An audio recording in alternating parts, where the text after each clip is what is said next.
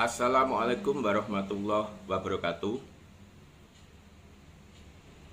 Anak-anak kelas 7 SMP semester 1, apa kabarnya sekarang? Kali ini kita akan membahas tentang suhu dan kalor. Kalor itu istilah lain dari panas anak-anak ya. Namun sebelum itu saya akan mengajak kalian tebak-tebakan, ya bukan tebak-tebakan, saya ingin kalian coba menebak. Saya akan unboxing sebuah alat dan kalian nanti coba sebutkan apa nama alat tersebut beserta fungsinya, lalu tulis di kolom komentar. Bagi penulis pertama yang benar di setiap kelas akan mendapatkan apresiasi khusus dari saya. Oke, ini anak-anak alatnya masih berada di dalam kotak kecil seperti kotak pensil anak-anak. Oke, kita buka apa isinya.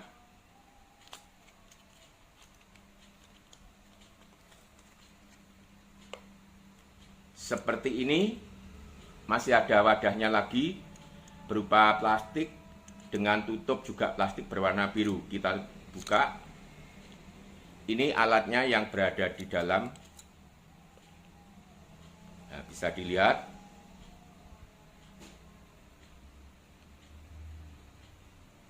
Jadi terdiri dari tabung kaca kecil, terus bagian ujung mengecil ada isi cairan berwarna perak.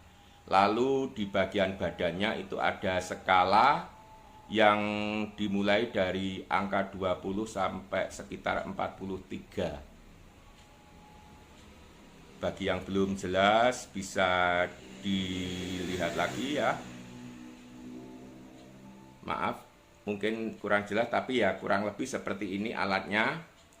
Dan di masa-masa pandemi ini alat ini begitu penting. Dan alat ini banyak berada di klinik-klinik kesehatan, rumah sakit, bahkan termasuk dokter pasti punya, dan rumah tangga itu juga punya ya. Oke, yang bisa menyebutkan namanya apa dan fungsinya apa, segera tulis di kolom komentar ya. Penulis pertama di kolom komentar di setiap kelas akan mendapatkan apresiasi dari saya. Anak-anak lainnya jangan lupa untuk kehadiran, silahkan mengisi nama beserta nomor absen dan kelasnya di kolom komentar berikut. Oke, mari kita mulai mempelajari tentang suhu dan kalor. Suhu dan kalor. Apakah perbedaan kedua istilah tersebut? Oke, mari kita pelajari. Suhu adalah derajat panas atau dingin suatu benda, satuannya derajat. Dalam sistem internasional adalah K atau Kelvin. Kalor atau panas adalah bentuk energi, bisa berubah menjadi energi lain dan bisa berpindah tempat. Satuannya kalori atau kilokalori, dan dalam SI atau sistem internasional adalah joule. Lalu untuk mengukur suhu, apakah alatnya? Alat pengukur suhu adalah termometer. Ada banyak sekali termometer, namun kita nanti akan mempelajari beberapa macam saja. Di sini ada termometer zat cair, bimetal, dan kristal cair. Termometer zat cair biasa diisi dengan alkohol ataupun raksa. Coba nanti kalian cari apakah keuntungan dan kerugian masing-masing zat cair pengisi termometer tersebut. Sedangkan contoh-contoh dari bentuk termometer sekarang ini sangat banyak, bisa dilihat pada gambar. Ada yang manual berdasarkan pemuaian zat cair tadi, Ada juga yang digital, sudah memakai sirkuit elektronik ya.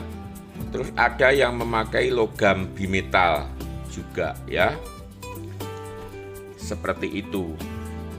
Sekarang kita akan mempelajari macam-macam skala termometer.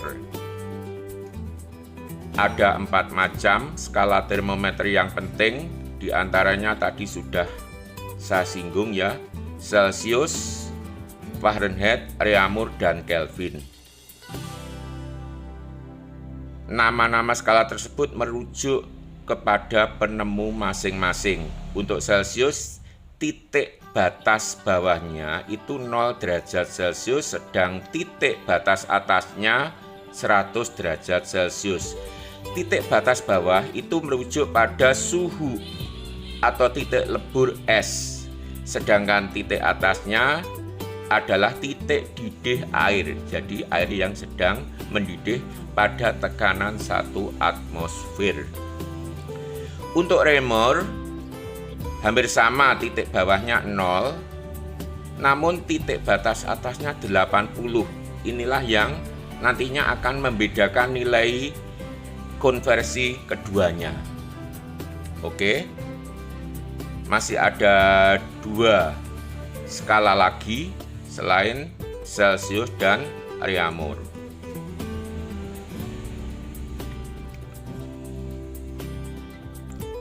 Yang ketiga adalah Fahrenheit. Sama, skala ini berdasarkan nama penemunya juga. Titik bawahnya 32 derajat Fahrenheit, titik atasnya 212 derajat Fahrenheit. Perlu dicermati, jadi angka-angka tersebut sangat penting anak-anak ya. Angka 0, 32, terus 100, 80. Karena itulah nanti yang kita pakai acuan untuk perhitungan matematikanya. Jadi angka-angka tersebut bukan tanpa arti ya. Dan untuk Kelvin itu titik bawahnya 273, titik batasnya 373. Untuk memudahkan anak-anak, ini saya buatkan ikhtisarnya, coba dilihat ada 4 skala ya, saya singkat saja. C, F, R, K. Angkanya titik bawah 0 untuk Celsius, 32 untuk Fahrenheit, 0 untuk Reaumur, dan 273 untuk Kelvin. Sementara untuk batas atasnya 100 untuk C, 212 untuk F, 80 untuk R, dan 273 untuk K. Dari batas angka titik atas dan bawah tadi tampak bahwa jika mereka dibandingkan dari keempat macam skala tersebut, maka perbandingan yang paling besar adalah Fahrenheit, kemudian disusul sama antara Celsius dan K, dan terakhir paling kecil adalah, paling sempit maksudnya, Reaumur 4. Jadi ada angka 9 untuk Fahrenheit, Celsius dan Kelvin masing-masing 5, dan paling kecil adalah Reaumur 4. Itulah angka-angka penting untuk perbandingan dalam rangka mengkonversikan suhu dari skala satu ke skala yang lain. Hanya untuk Fahrenheit itu nanti ada pengurangan atau penjumlahan 32 karena titik batasnya 32. Oke, ini antara Celsius dan Reaumur.